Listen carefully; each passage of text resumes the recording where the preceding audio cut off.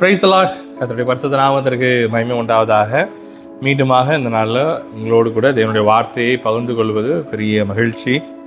நாம் இப்பொழுதும் எபிரேயருக்கு எழுதின நிருபம் 13வது அதிகாரம் 6வது வசனத்தை நாம் வாசிக்கலாம். எபிரேயர் 13:6.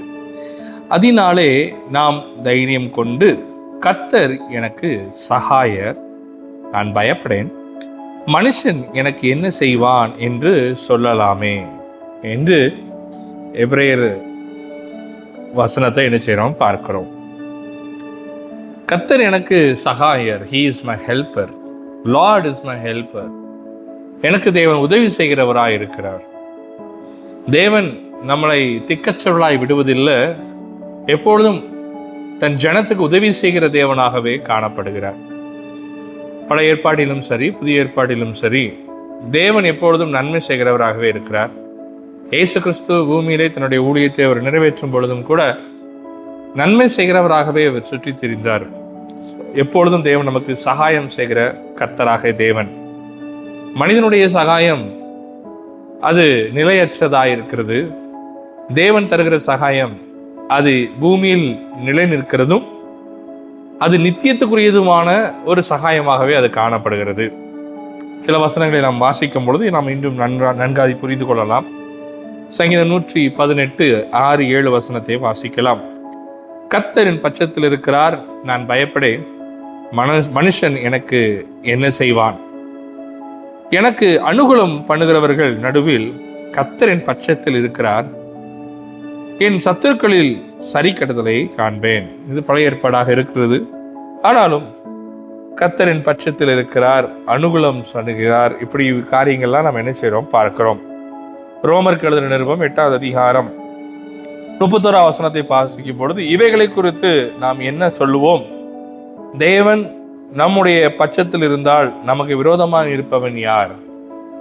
தேவன் நம்முடைய பட்சமாக இருக்கிறார் என்று சொன்னால், நமக்கு விரோதமாய் எழும்புகிற எல்லா அந்தகாரத்தின் கிரியைகளையும் அது ஒன்றும் நம்மை சேதப்படுத்தாது. இல்லை என்று சொன்னால் அது ஒன்றும் நம்மளை மேற்கொள்ளாது. ஒருவேளை அது நம்ம எதிராய் வரலாம். வேதம் சொல்லுது, சத்துரு வெள்ளம் போல வரும் பொழுது ஆவியானவர் ஜெயம் எடுக்கிறார். தேவன் நம் பட்சத்தில் இருக்கும் பொழுது நாம் பயப்பட வேண்டியதில்லை.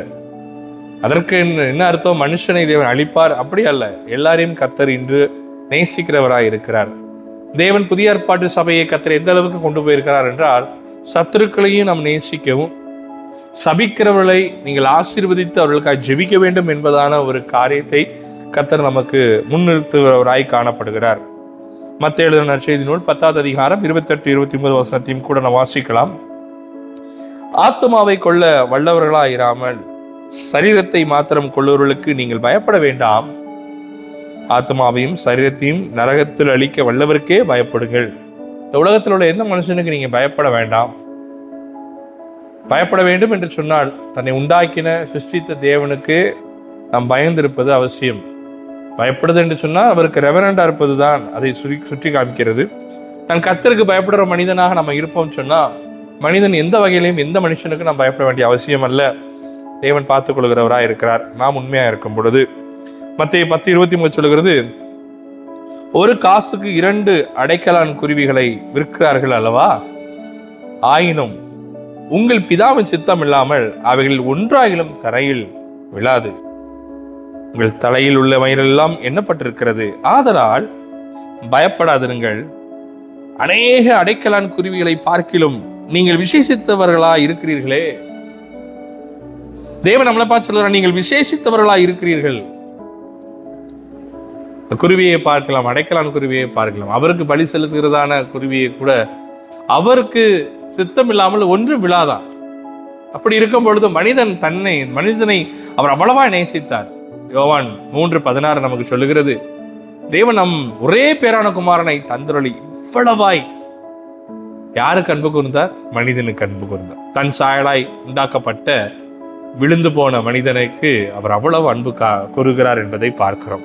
இப்படி இருக்கும் பொழுது கர்த்தர் எனக்கு சகாயம் செய்ய அவர் இருக்கும் பொழுது எனக்கு எந்த குறையும் இல்லை. அதனாலதான் சங்கீதம் 23:1 தாவீது ரொம்ப அழகா எழுதியிருக்கிறார் பாருங்க.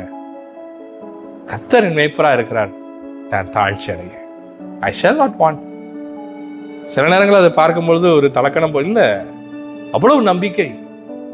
கர்த்தர் எனக்கு உதவி செய்கிறவராக இருக்கிறார். எத்தனை சத்துருக்கள் வந்தாலும் அவர் இருக்கும் வரைக்கும், அவருடைய அனுமதி இல்லாமல் என் வாழ்க்கையில ஒன்றும் நடைபெறாது. யோபும் அது அழகா தன் வாழ்க்கையில உணர்ந்தவனாய் யோபு 42வது அதிகாரத்தில் அதை நம்ம பார்க்கிறோம். சகலவற்றையும் செய்ய வல்லவர் பா. ஐயா, நீர் எல்லாம் செய்ய வல்லவர், நீ செய்ய நினைக்கிறது தடைபடாதே. என் வாழ்க்கையில நீ என்ன நினைக்கிறீரோ அது ஒருத்தரும் தடுத்து நிறுத்த முடியாது. வேதம் சொல்லுகிறது, உம்முடைய கையின் கரத்தை தடுத்து அதை கேட்பதற்கு ஒருவருக்கும் அதிகாரம் இல்லை, முடியவும் முடியாது. தேவன் அவ்வளவு பராக்கிரமத்தின் தேவனாயிருக்கிறார். அந்த தேவன் தானே நமக்கு உதவி செய்கிறவராய் காணப்படுகிறார். சங்கீதம் 27:1 வாசிக்கும் பொழுது, கர்த்தரின் வெளிச்சமும் என் இரட்சிப்புமானவர், யாருக்கு பயப்படுவேன்? கர்த்தரின் ஜீவனின் பலனானவர், யாருக்கு அஞ்சுவேன்? என் சத்துருக்களும் என் பகைஞரும் ஆகிய பொல்லாதவர்கள் என் மாம்சத்தை பட்சிக்க என்னை நெருக்கையில் அவர்களை இடறி விழுந்தார்கள். எனக்கு விரோதமாக ஒரு பாளையம் இறங்கினாலும் என் இருதயம் பயப்படாது. என் மேல் யுத்தம் எழும்பினாலும் இதிலே நான் நம்பிக்கையாக இருப்பேன். என் கர்த்தரிலே நான் நம்பிக்கையாக இருப்பேன். அவர் எனக்கு உதவி செய்வார். எந்த ராஜாக்கள் எனக்கு உதவி செய்யாமல் போனாலும், எந்த மனிதர்கள் உதவி செய்யாமல் போனாலும், என்னுடைய ஞானமும் படிப்பும் ஒருவேளை என்னை கைவிட்டாலும் கூட கர்த்தர் என்னை கைவிடுவதில்லை. அவர் எனக்கு சகாயர், அவர் எனக்கு உதவி செய்கிறவராய் காணப்படுகிறார். சில நேரங்களில் மனிதர்கள் நமக்கு அதிகமாய் செய்வதும் உண்டு.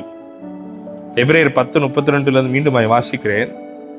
நீங்கள் பிரகாசமாக்கப்பட்டிருந்த அந்த நாட்களில் உபத்திரவங்களாகிய மிகுந்த போராட்டத்தை சகித்தீர்களே.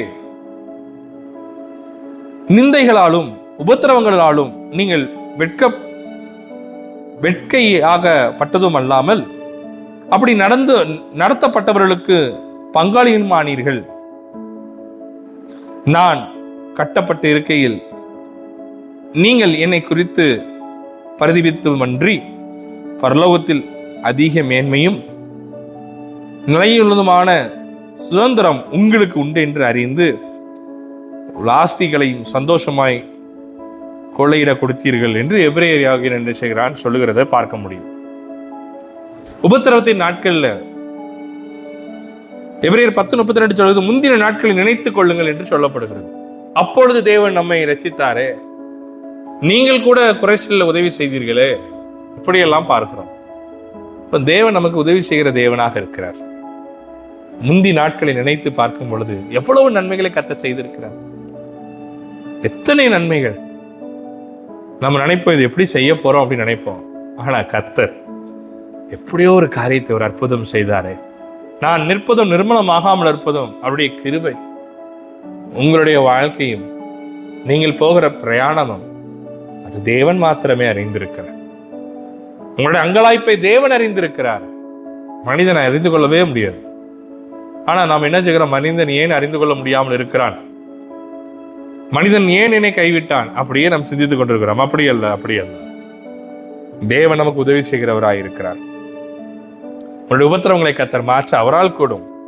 2 கொரிந்தியர் 4:17-18 சொல்லுகிறது, மேலும் காணப்படுகிறவைகளை அல்ல காணப்படாதவளை நோக்கி இருக்கிற நமக்கு அதி சீக்கிரத்தில் நீங்கும் லேசான நம்முடைய உபத்திரவம் மிக அதிகமான நித்திய கனமகிமையும் உண்டாகிறது. ஏனெனில் காணப்படுகிறவைகள் அநித்தியமானவைகள், காணப்படாதவைகளோ நித்தியமானவைகள். உங்களுடைய கண்களும் காணப்படாதவைகளையே நோக்கி நீங்கள் வைக்கும் பொழுது அது நீங்க மேன்மை உங்களுக்கு கொண்டு வரும். அந்த மகிமைக்கு நீங்கள் பாத்திரமாய் நீங்கள் மாறுவீர்கள். சில சம்பவங்களை வேதத்தில் நம்ம பார்ப்போம், எந்த அளவுக்கு தேவன் உதவி செய்கிறவராய் இருக்கிறார் என்று. ஆதியாகமத்தின் புத்தகம் 21வது அதிகாரம் 13வது வசனத்திலிருந்து நான் வாசிக்கிறேன். அடிமை பெண்ணின் மகனும் உன் வித்தாயிருக்கிறபடியால் அவனையும் ஒரு ஜாதியாக்குவேன் என்றார். ஆபிரகாம் அதிகாலையில் எழுந்து அப்பத்தையும் ஒரு துருத்தி தண்ணீரையும் எடுத்து ஆகாருடைய தோளின் மேல் வைத்து பிள்ளையும் ஒப்பு கொடுத்து அவளை அனுப்பிவிட்டான். அவள் புறப்பட்டு போய் பேர்சபாயின் வனாந்திரத்திலே அலைந்து திரிந்தாள். அலைந்து திரிகிறார். ஆகார் எபேசியர்ல பார்க்கிறோம், அவள் வாக்குத்தத்தத்துக்கு ஏற்றவள் அல்ல. ஆயினும் தேவன் இவள் வனாந்தரத்தில் அலைந்து திரிவதை பார்க்கிறவராய் இருக்கிறார்.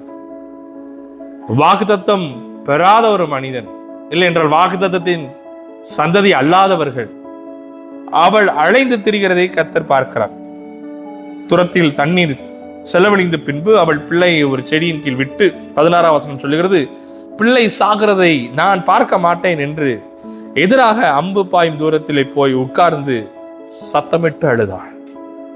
அவள் கண்ணீரை துடைப்பதற்கும் கேட்பதற்கும் யாரும் இல்லை. உதவி செய்கிறவர்களை துரத்தி விட்டார்கள். ஆனா கர்த்தர் சும்மா இல்லை.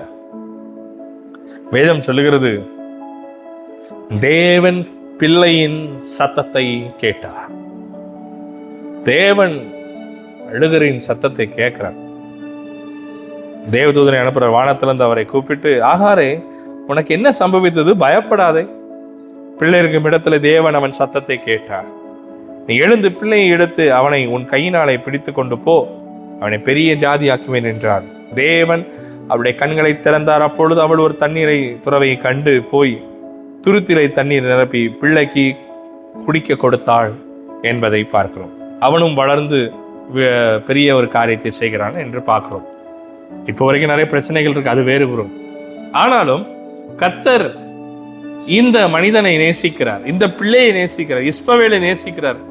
ஆகார் அழுது அலைந்து திரிகிறதை பார்க்கிறார், எல்லாத்தையும் பார்க்கிறார். ஒரு வாக்குத்தத்தம் இல்லாதவர்களுக்கே கர்த்தர் இப்படி ஒரு மகிமையான காரியத்தை செய்வார் என்று சொன்னார். கிறிஸ்துவினாலே நீங்கள் வாக்குத்தத்தத்தின் சந்ததிகளாய் இருக்கிறீர்கள். கிறிஸ்து இயேசுவுக்குள் எல்லா வாக்குத்தத்தங்களும் ஆம் என்றும் ஆமேன் என்றும் இருக்கிறது. மீட்பின் வாக்குத்தத்தத்தை கர்த்தர் உங்களுக்கு வைத்திருக்கிறார். மீட்பின் வாக்குத்தத்தத்தை இயேசுவானவரை விசுவாசிக்கிற உங்கள் யாவருக்கும் கர்த்தர் வைத்திருக்கிறார். அப்படி இருக்கும் பொழுது கர்த்தர் ஆகாருக்கும் இந்த குழந்தைக்கும் கர்த்தர் மனம் இறங்குவார் என்று சொன்னார். இன்றும் அதே தேவன் அதிலும் அதிக மகிமையும் கிருபையும் நிறைந்தவராய், அதிக அதிக அதிக கிருபை உள்ளவராய், அன்பு நிறைந்தவராய், அப்பொழுது கூட அந்த அன்பு வெளிப்படாமல் காணப்பட்டது இன்று வெளிப்பட்டு நமக்குள்ளே வாசமாய் இருக்கு. வேதம் சொல்லுகிறது, உங்களுக்குள்ளே தேவ ஆவியானவர் இருக்கிறார், நீங்கள் தானே தேவன் தங்கும் ஆலயமாய் இருக்கிறீர்கள், தேவனுடைய ஆவி அல்லாதவன் கிறிஸ்தவன் அல்ல என்று வேதம் சொல்லுகிறது. எனக்கு பிரியமான தேவனுடைய பிள்ளையே, கர்த்தர் உதவி செய்கிற தேவனாக இருக்கிறார். கர்த்தர் இரக்கம் செய்கிற தேவனாக இருக்கிறார். எனக்கு உதவி இல்லை என்று நினைப்பீர்கள் என்றால் நீங்கள் பார்க்க வேண்டிய இடம் ஒண்ணுதான், தேவனை நோக்கி பாருங்கள். யாரும் இல்லை என்று சொல்லி புலம்ப வேண்டாம். கண்ணீரை காண்கிற தேவனும் உண்டு, கூக்குரலை கேட்கிற தேவன் ஒருவர் உண்டு. அவர் உங்கள் சத்தத்தை கேட்பார், அவர் உங்களை ஆசீர்வதிப்பார், அவர் ஒரு நாள் உங்களை கைவிட மாட்டார். எனக்கு அருமையான தேவனுடைய பிள்ளையே, பலங்கொண்டு நீங்க திடமனதாயிருங்க. யோசுவாவை பார்த்து கர்த்தர் சொன்னார் 1:5 யோசுவா, நீ உயிரோடு இருக்கும் நாளெல்லாம் ஒருவனும் உனக்கு முன்பாக எதிர்த்து நிற்பதில்லை. நான் மோசேயோடு இருந்ததை போல உன்னோடு இருப்பேன். நான் உன்னை விட்டு விலகுவதும் இல்லை, உன்னை கைவிடுவதும் இல்லை. அவனை மட்டும் இல்லைங்க, அவனோடு கூட வந்த பெரிதான ஜனத்தை கர்த்தர் அருமையாய் நடத்தினார். யோர்தான் புரண்டு ஓடுகொண்ட பொழுது கூட கர்த்தர் அவர்களை கைவிடவில்லை, அவர்களுக்காய் மாபெரும் காரியத்தை செய்தார். எரிகோவை தரை மட்டும் ஆக்கினார். அநேக சத்துருக்களையும் பெரிதாய் காணப்பட்டதான ராஜாக்களையும் அவர்கள் சங்கரித்தார்கள். தேவன் யோசுவாவுக்கு உதவி செய்தார். தேவன் யோசுவாவுக்கு உதவி செய்தார். இயேசு நமக்கு உதவி செய்கிறவராய் இருக்கிறார். யோவான் 5:5 நீங்க பாப்பீங்க அப்படின்னா, பெதஸ்தா குளத்துல 38 வருடமாய் ஒருவன் வியாதிப்பட்டிருந்தான். அவனுக்கு உதவி செய்வார் யாரும் இல்லை. அவன் புலம்புகிறான். 4ஆம் வசனத்துல, யாரும் இல்லப்பா, என்னை இறக்கி விடுவதற்கு யாரும் இல்லை. ஒருவர் இருக்கிறார், ஒருவர் இருக்கிறார் உதவி செய்வதற்கு. அவன் கேட்க கூட இல்லை, கர்த்தர் தேடி போய் உதவி செய்தார். அவனுக்கு செய்வார் என்றால் உங்களுக்கு இன்று செய்ய மாட்டாரா? நிச்சயம் செய்வார். நீங்கள் அவரை பற்றி கொள்ளுங்கள். லூக்கா 7வது அதிகாரம் 13ஆம் வசனத்தை வாசிக்கிறேன். கர்த்தர் அவளை பார்த்து அவள் மேல் மனதுருகி அழாதே என்று சொல்லி கிட்ட வந்து பாடையை தொட்டார். சுமந்தவர்கள் நின்றார்கள். அப்பொழுது அவர், வாலிபனே எழுந்து நின்று உனக்கு சொல்லுகிறேன் என்றார். மரித்தவன் எழுந்து உட்கார்ந்து பேச தொடங்கினான். அவனை அவன் தாயினிடத்தில் ஒப்புவித்தார். ஒரே பிள்ளை இழந்து போயிட்டா. அதை வந்து இவர்கிட்ட பரிந்து பேசுறது கூட யாரும் இல்லை. அன்னைக்கு 100க்கு அதிபதி அவனுக்கு வேலைக்காரன் சுகவீனமா இருக்கும்போது அவன் சொல்லி அனுப்புகிறான். அவன் அங்கே நிறைய நன்மைகள்லாம் செஞ்சனால அங்கே இருக்கிற ஜனங்களும் எல்லாரும் வந்து அவனுக்கு சப்போர்ட்டா பேசுறாங்க. ஆனா இந்த ஏழை விதவிக்கு யாரும் பேசுவதற்கு யாரும் இல்லை. அவளுக்காய் குரல் கொடுப்பதற்கு யாரும் இல்லை. ஆனால் இயேசு இருந்தார். No one invited Jesus. யாரும் இயேசுவை அழைக்கவில்லை. அவரே போனார். இன்று உங்களையும் காண்கிறவராய் இருக்கிறார். இதை கேட்கிறதான தேவ ஜனமே, நீங்கள் ஒருவேளை நினைக்கலாம், என்னை கர்த்தர் மறந்தார். இல்லை, ஒரு நாளும் உங்களை மறக்க மாட்டான். உங்களை ஒரு நாளும் மறப்பதில்லை. பெற்ற தாய் தன் பிள்ளையை மறப்பாளோ, அவள் மறந்தாலும் நான் உன்னை மறப்பதில்லை. கர்த்தர் உங்கள் நினைவாக இருக்கிறார். உங்களை பெயர் சொல்லி அழைத்திருக்கிறார். நீ என்னுடையவன் என்று வேதம் சொல்லுகிறது. எனக்கு அருமையானது என்னுடைய பிள்ளையே, சொல்லுங்க, கர்த்தர் எனக்கு சகாயர், அவர் எனக்கு உதவி செய்வார். ஆபிரகாமின் உதவி ஆகாருக்கும் இஸ்மவேலுக்கும் இல்லாமல் போகலாம், ஆனால் ஆபிரகாமின் தேவன் அவனுக்கு உதவி செய்தார். நம் தேவன், ஆராதிக்கிற தேவன் பெரியவர். நீங்கள் விசுவாசம் வைச்சிருக்கிற தேவன் பெரியவர். உங்கள் நினைவாக இருக்கிறார். அழாதீர்கள், கலங்காதீர்கள், பலங்கொண்டு திடமனதாயிருங்க. மோசையோடு தேவன் எப்படி இருந்தாரோ, யோசுவோடு இருந்தாரோ, அந்த தேவனின் ஆவியானவர் இன்று உங்களுக்குள்ளே இருக்கிறார். உங்களிலே தங்கி வாசமாய் இருந்து உங்கள் வாழ்க்கையை சந்தோஷமாய் மகிழ்ச்சியாய் கிறிஸ்துவுக்குள் வாழ அவர் விரும்புகிறார். ஒப்பு கொடுப்பீர்களா? இன்று கர்த்தர் அற்புதம் செய்கிறார் உங்கள் வாழ்க்கையில. தேவன் உங்களை ஆசீர்வதிப்பாராக. ஆமென் and God bless you.